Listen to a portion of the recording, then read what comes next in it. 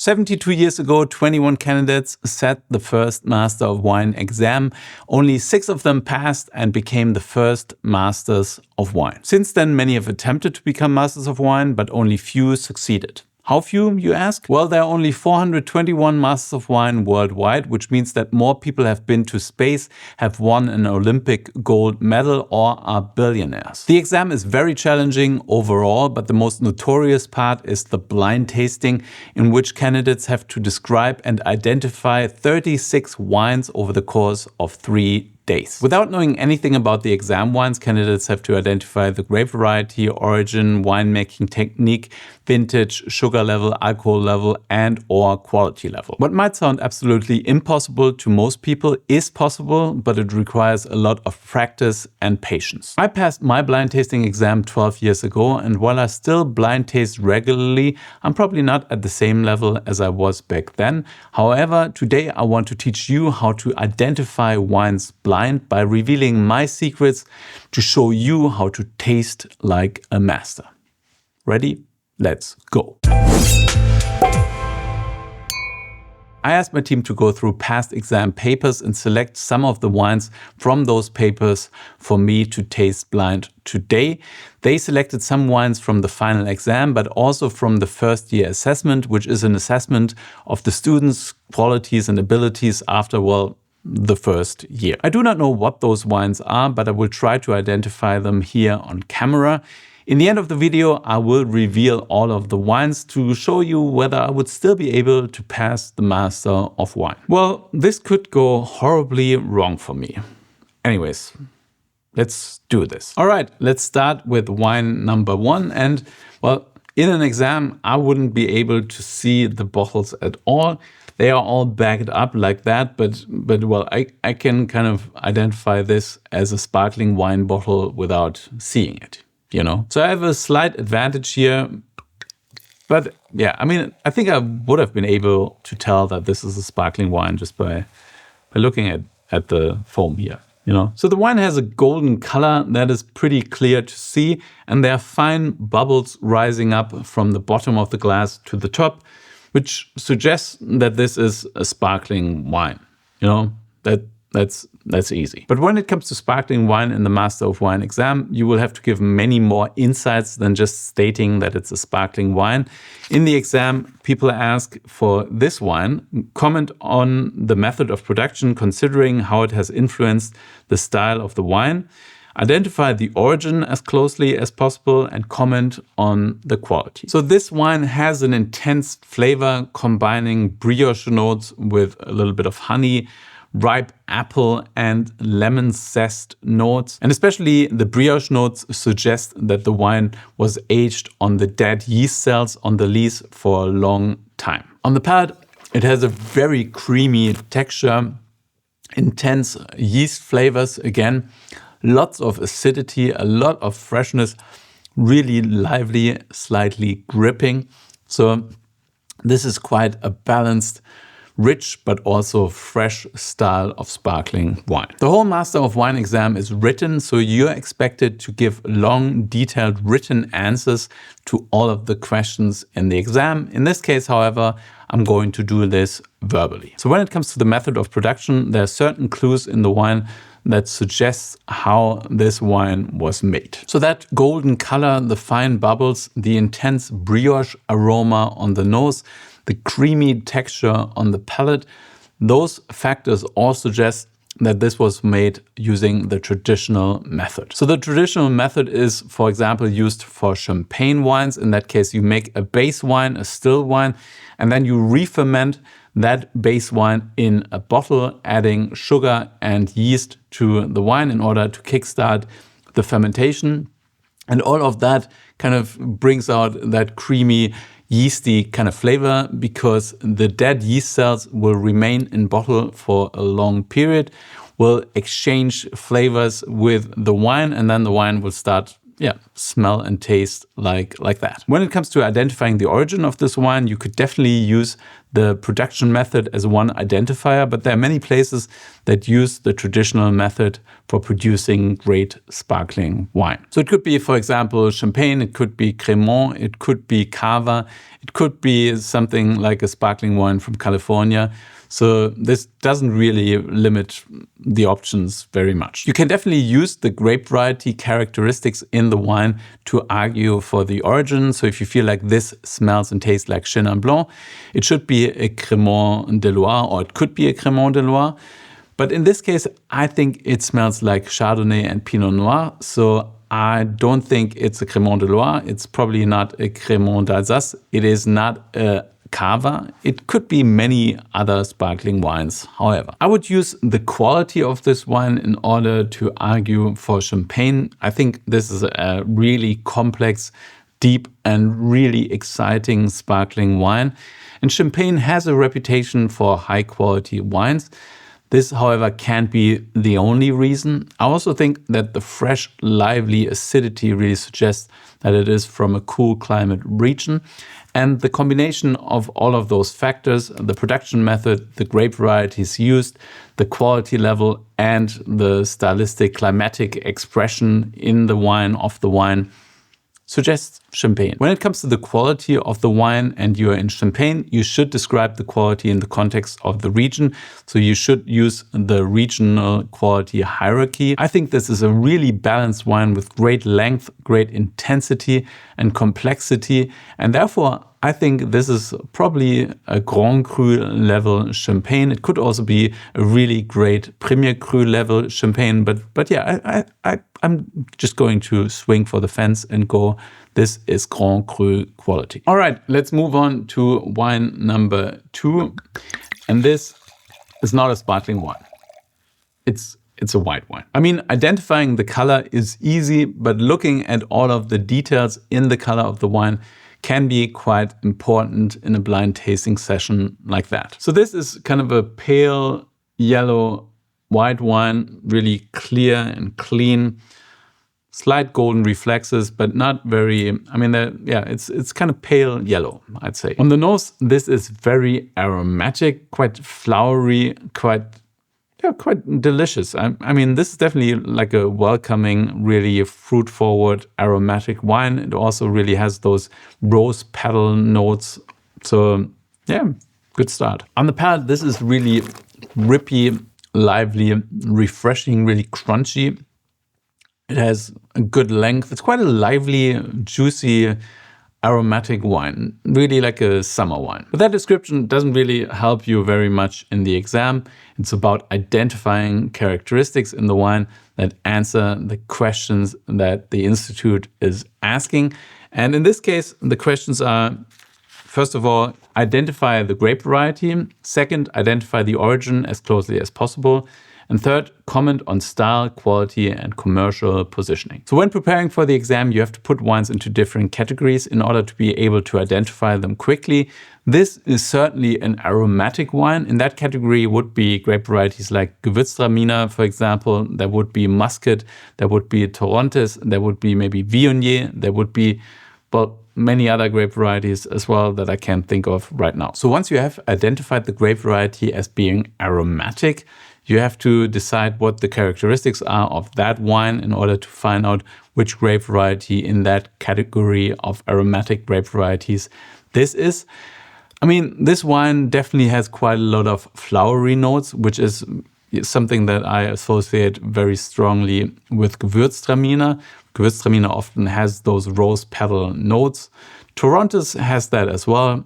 A grape variety like Sauvignon Blanc has more grassy notes. Muscat has more grapey notes and slightly spicy notes. But yeah, I mean, this kind of has this flowery, ripe fruit character. So that, for me, is Gewürztraminer and or Torrontes. But that's only one part of the equation. Once you put the wine on your palate, you have to taste it, identify how high the acidity is, how high the alcohol is. And Gewürztraminer is really a grape variety that usually has a lot of alcohol. and doesn't necessarily have a lot of acidity, but you also have to taste the wine, put it on your palate. And this wine actually is quite fresh, lively. The acidity is more moderate.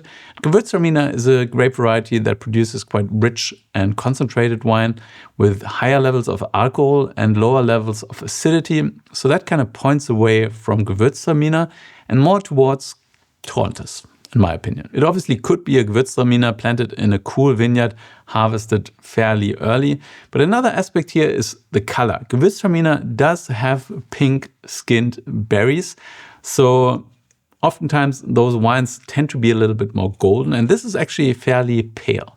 So again, reaffirming the Torrontes route. So I'm going to land on Torrontes in this case, which kind of limits my selection of the origin. I mean, it says identify the origin as closely as possible here.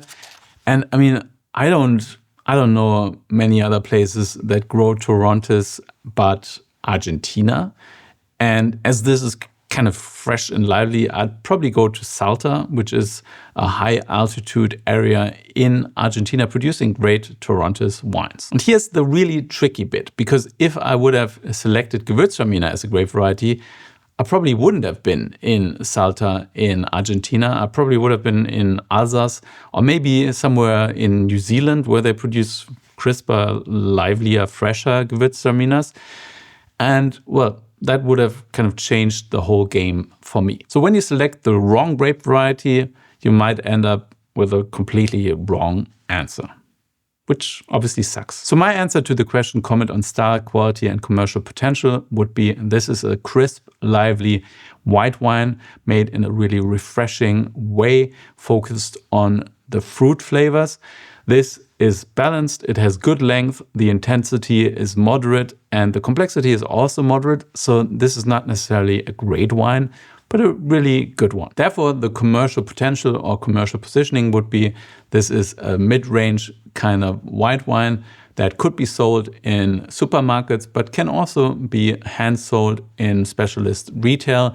This could also be a great wine in restaurants, maybe with a link to Argentina. So maybe a steakhouse where they also want to offer a lively, refreshing white wine that goes with some of the, I don't know, poultry dishes. All right, this is wine number 3. And this is definitely quite golden in color. I mean, check that out. That's liquid gold. Damn, this is corked. There's something wrong here. It's maybe not just corked, it's also oxidized, but I don't think this is right. Yeah, I don't think I can identify this because it's flawed. And in the Master of Wine exam, they wouldn't pour flawed wines, as far as I know. There weren't any instances. I mean, there are people checking the wines before they go out into the exam room. So yeah, usually something like this wouldn't happen there. So I'm guessing I get full marks on this because I identified it as a flawed wine. Yay me. So let's move on to wine number 4, which is a red wine. So it's a light colored red wine. The color intensity definitely isn't very high. It smells of strawberries and cherries and spice and herbs. There's no obvious oak there, but there might be some roasted, toasted notes in the background. On the palate, there are fine grained tannins. The acidity is low to moderate, I would say. The alcohol is present. I mean, it's not extremely high, but I think it's probably at 13.5 to 14%. So interesting. A light colored red wine is kind of a lot easier than a dark colored red wine because there are not so many light colored grape varieties that are widely available, widely distributed.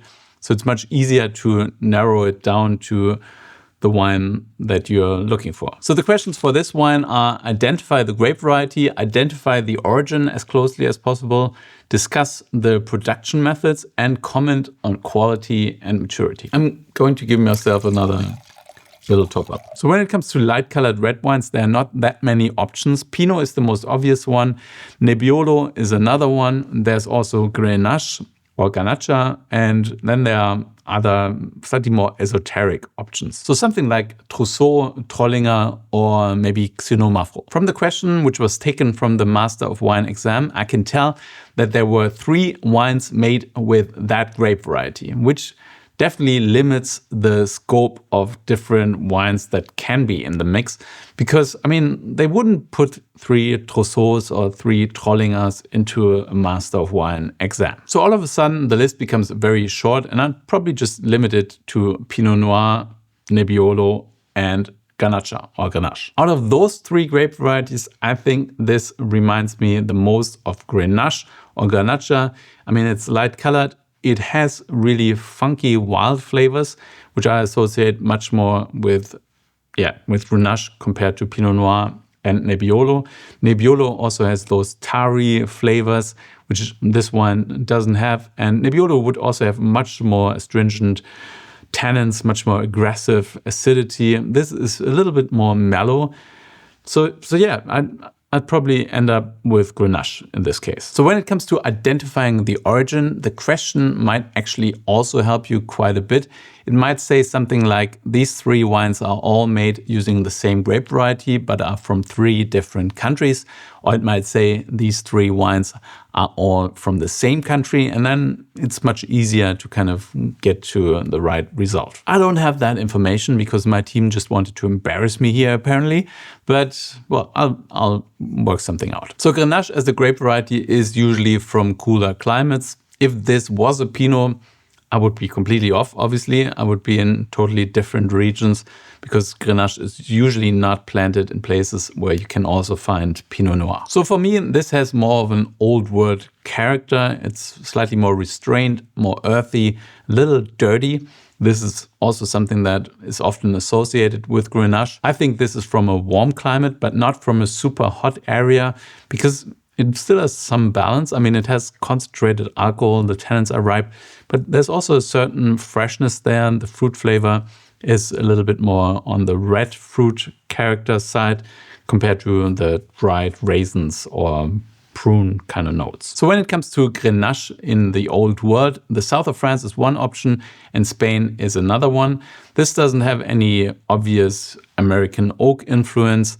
It also feels a little fresher and crisper. And for me, this points more to the Languedoc-Roussillon area. And even though this is kind of a high quality wine, it doesn't feel like a super fancy kind of Priorat style. It could be from one of those cooler areas in Spain, but I really think this feels kind of French to me. So I would say this is from the Languedoc-Roussillon. The next question is discuss the production methods. And I always just went through the production process and linked up things that are smelled and tasted in the glass with a production method. So here we go. So first of all, the ripe fruit character suggests the harvest of ripe, clean and healthy fruit. The more pronounced, intense strawberry cherry notes, as opposed to spicy oaky notes, suggest fermentation in stainless steel and maybe maturation in an inert vessel, so not in new barriques. This is further confirmed by the fine tannins that do not show any obvious oak tannins. The fact that the wine is slightly cloudy suggests that it was bottled unfiltered. The present really intense aromatics, the fresh fruit flavor do not suggest that the wine was aged for a long time, so it was probably bottled a couple of years after harvest. And that's kind of it, for me at least. I mean, there are probably some other factors that you could include, but this kind of summarizes the production method for this wine. I hope, at least. The last question concerns the quality and maturity, and I would say this is a balanced wine with good lengths, good intensity and good complexity. Probably retails for around about 20 euros. So it's not a super premium wine at all, but it's also not like a dirt cheap kind of wine. And I think it is mature now and will age for another 4 to 5 years. But it's not a wine that is meant to be aged for much longer than that. So let's move on to wine number 5. And it's a white wine, but kind of looks like a rosé here now. I think I have to rinse this glass. All right, white wine, and it's slightly golden. So it's, not as golden as the flawed wine, but a little bit golden. This also feels aromatic, but it's less aromatic than the previous aromatic wine. I think that was wine number 2. This is a little less flowery, it's more fruit forward. So this smells of honey. There's also a flavor of ripe pears, ripe apple. There's also some kind of spice, like baking spice aromas coming through. On the palate, this is quite unctuous, rich. There's some sweetness there, also good acidity.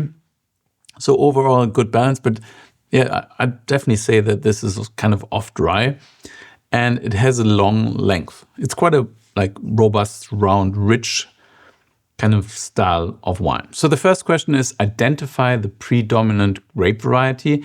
And yeah, the word predominant kind of suggests that it's a blend of more than one grape variety. Otherwise, they would just say identify the grape variety, right? So for me, this is aromatic, but not super aromatic. I'm thinking of grape varieties like Pinot Gris, Muscat, Othonnel, Chenin Blanc, Riesling maybe. So grape varieties that can be quite aromatic, but aren't always intensely aromatic. The texture on the palate, the ripeness, the richness, the residual sugar, for me points away from Riesling, which obviously can have residual sugar, but it usually has quite a bit more acidity. It also points away from Chenin Blanc because Chenin tends to be, well, either dry or like intensely sweet. It also usually has more acidity. So this points more to Pinot Gris and Muscat Othonnel. I have to be honest, the shape of the bottle is also kind of a pointer here. I mean, this elongated shape kind of points towards certain regions, Germany and Alsace. But for me, this feels more like Alsace, and well, Pinot Gris is planted there. Muscat is also planted there. But I actually think this feels more like a Pinot Gris style. The ripe pear notes, this kind of, unctuous texture, the residual sugar, the broad shoulderness of it kind of points to Pinot Gris. Muscat tends to have more aromatics, more of those muscatty notes, and I don't get them as much in this wine. What also points to Pinot Gris, in my opinion, is the golden color. Pinot Gris also has gray skins, so the berries have gray skins, and therefore you often get more color in those wines. So the next question is state the alcohol level, and I would say this is around 13% of alcohol, so it's not super alcoholic, but there definitely is some alcohol there. The next question is assess and comment on the levels of acidity, and I would say this is moderate acidity, low to moderate. So it's not super intense, the acidity. It's kind of there, but it's not super high. So I would maybe say 4.5 grams of total acidity. Next, they want to know how much residual sugar this wine has. And I would say, it's kind of off dry, but it's not intensely off dry. So I would say maybe 9 to 10 grams of residual sugar. So that's always difficult because if you get the acidity wrong, your perception of the sweetness is also wrong. So I might be off there, but I think it has some residual sugar for sure. The last question is briefly comment on the method of production considering how it has influenced the style of the wine. And that's interesting. I guess this wine was served as a pair with another wine. So the other wine was probably completely different. And this might make that question easier to answer, but I'd say in this case, they harvested ripe fruit, but not overripe fruit, not fruit affected by botrytis. And then they fermented and aged it in inert vessels, maybe stainless steel, maybe large oak casks. And they didn't ferment it to complete dryness, so they allowed for some sugar to be left in there, and then bottled it. That's kind of it, I think. So by doing that, they produced this complex and quite delicious white wine that has quite a lot of depth and intensity. Good stuff. But they never write good stuff into a Master of Wine exam. They don't want to hear that. So last but not least, we have wine number 6, and this is orange. So I wouldn't say this is necessarily an orange wine. It could be something else. It is slightly orange, that's for sure. or it's not just slightly orange, it's kind of amber. But it could be an orange wine, like a Quevri wine, or a white wine made using skin contact. But it could also be a fortified style like sherry, port, or Madeira. Or it could be a really sweet wine. It doesn't quite look like it, but it could be. We'll find out by me dipping my nose into the glass, sniffing, and yeah, this. So this is definitely not an orange wine, and it definitely isn't a sweet wine. This is for sure a fortified wine. So it has this intensely complex aromatic profile. On the one hand, you have really burning alcohol kind of jumping up from the glass, but there's also notes of brown sugar, caramel, coffee, toffee. It doesn't really taste or smell like a normal white wine or red wine for that matter. It just smells different. Interestingly, for this wine, they don't want to know which grape varieties were used or where the wine is from. Instead, they ask, comment on the quality and commercial position with specific reference to its classification. Comment on the winemaking techniques. Well, let's try that. So on the palate, you definitely have some residual sugar. There's also great freshness. The alcohol is high, so this is far above 15% of alcohol, clearly confirming that this was fortified.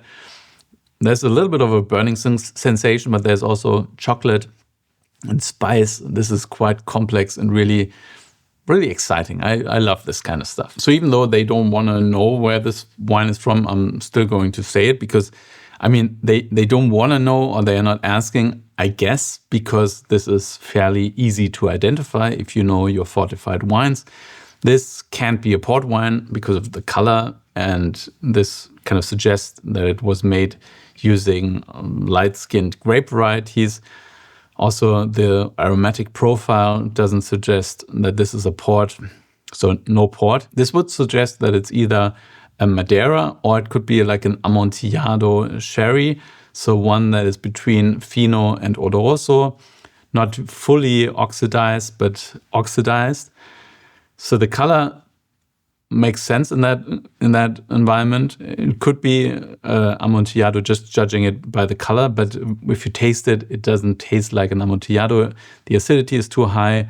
There is also just a different alcoholic expression. The alcohol is much sharper and much harsher. So this feels to me like a Madeira. I'd say it's probably a Sercial because of that high fresh acidity, the moderate sweetness, so it's not fully sweet. And that's kind of what I think this is. But for all of that, I wouldn't get any points. They want me to comment on the quality and the commercial position. And I would say this is a balanced, long, intense, and complex wine. It is not one of the greatest Madeiras I've tasted. So I would say it's probably in that range between 20 and 30 euros. A high quality example, but not one of the best and oldest, kind of really mature Madeira styles that I've tasted. So I would say this is a good quality Madeira, retailing for between 20 and 30 euros.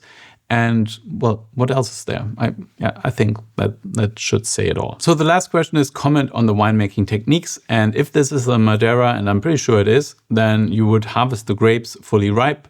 You would ferment them probably in stainless steel or in a concrete tank. And then you would arrest the fermentation by adding really high proof alcohol.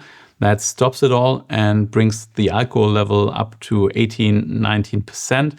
And then you would age that wine in barrels, usually exposing it to heat over a longer period of time. So you would either have like a hot room that is just heated by sunlight, by nature basically, or you would put it into a room that is heated using pipes that bring in hot water in order to heat up the room. Well, I think this is probably made in the Cantero way, so in the natural heat kind of way, just because this appears to be a high quality product, and that is what most high quality wineries are still doing. So I don't think this was aged for a long, long time, but it probably was aged for 10 to 20 years. I'd say maybe 20 years. So it definitely shows quite a lot of aromatics that develop over the course of long maturation. And at the end of that process, it was bottled and now it's kind of ready to drink, but you can also keep it for another, I don't know, 100 years. Have you seen my videos where I open really old Madeiras? They can age forever. Okay, the moment of truth, I might have to give back my Master of Wine certificate and that little pin that I got. Let's see. So the first wine I thought was a champagne, a really good one, Grand Cru quality. I kind of thought it was, so let's see. I think sparkling wines are quite difficult. I mean, there are lots of really great sparkling wines around nowadays, and I've been wrong with sparkling wines many times before. So let's see. Not this time. It is it? Yeah, it is champagne, and it's actually Grand Cru champagne. But well, it is a Blanc de Blanc though. I said there was also Pinot Noir in there, but yeah, that's a good start. Right? Wine number 2, this was a little bolder as a call, but I said this is a Torrontes from Argentina. I said it's from Salta, so let's have a look. It is a Torrontes from Argentina. Doesn't say where it's from, but yeah, good stuff. I might actually get to keep my Master of Wine certificate. Awesome. But to be honest, this was a little easier. If you know that style of wine, then yeah, there weren't that many other options but Torrontes after tasting this wine. So, but still, I'm pretty pleased with myself. So wine number 3 was the corked wine. So I didn't guess, but it's the Palmento Constanzo Etna C Bianco. So yeah, I probably wouldn't have identified that, to be honest. So it's a 2008 Etna white wine. So, well, that's tough. Let's move on to the next wine. I said this is a Grenache kind of wine. Well, a Grenache from the south of France, from Languedoc-Roussillon. So let's see whether I was right. No. Well, I mean, I wasn't completely wrong here, but I wasn't right either. This is a Garnacha Negra. But this one is from Montsant, and I said this is from Languedoc-Roussillon. So I wasn't in the right region, that's for sure. But at least I got the grape variety right. All right, next up, the wine from the Schlegelflasche. So I said this is a Pinot Gris, and I thought it was from Alsace. But let's have a look. Oh. Okay, so this is from Alsace. It's actually Domaine Zind-Humbrecht. Olivier Humbrecht is a master of wine as well. And I think his wines feature quite a bit in the exams. So it's definitely worth tasting them on a regular basis. But this is a 2013 Muscat, Goldert Grand Cru. So a Grand Cru Muscat from Alsace. I thought it was a Pinot Gris, so I'm definitely wrong here. But when it comes to the analytics, I was actually kind of wrong. It's 12.5% of alcohol. The sugar is at 6 grams per liter and the acidity is at 4.2 grams. I might have said something along those lines, but I definitely said that the sugar is higher. And it's 10% Muscat Ottonel and 90% Muscat d'Alsace. I'm not quite sure what Muscat d'Alsace is. It might be Muscat à petit grain, but I'm getting conflicting information here. But it's definitely different because of its age. I mean, it's 2013, so it just tastes different than fresh, young Muscat d'Alsace or Muscat à petit grain. But yeah, I mean, I was wrong. That's it. I was wrong. So wine number 6, I thought was a Sercial from Madeira. I thought it was 10 to 20 years old and good quality, but not great. I mean, not one of the best, but really, really good. And it is Madeira. It is Sercial and it's 10 years old. So really, really good stuff. And I at least got the last and the first wine completely right. And I also got this one kind of right. Not bad. Would I have passed the exam? I don't really know. I mean, I guess some Master of Wine students watching this would probably say he definitely should have said that and he lost some points there. Anyways, this wasn't the exam, but I hope that you learned how to blind taste better and how to identify wines just using your senses. So thank you for watching. I hope you enjoyed this video. If you did, then please like it down here. Subscribe to my channel if you haven't done so already. My question of the day is, What was your biggest success when blind tasting? Let me know down below in the comments, but whatever you do, stay thirsty.